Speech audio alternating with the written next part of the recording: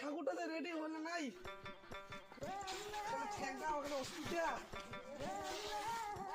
ঠাকুর ঠাকুর বাড়ি যাওয়ার নেই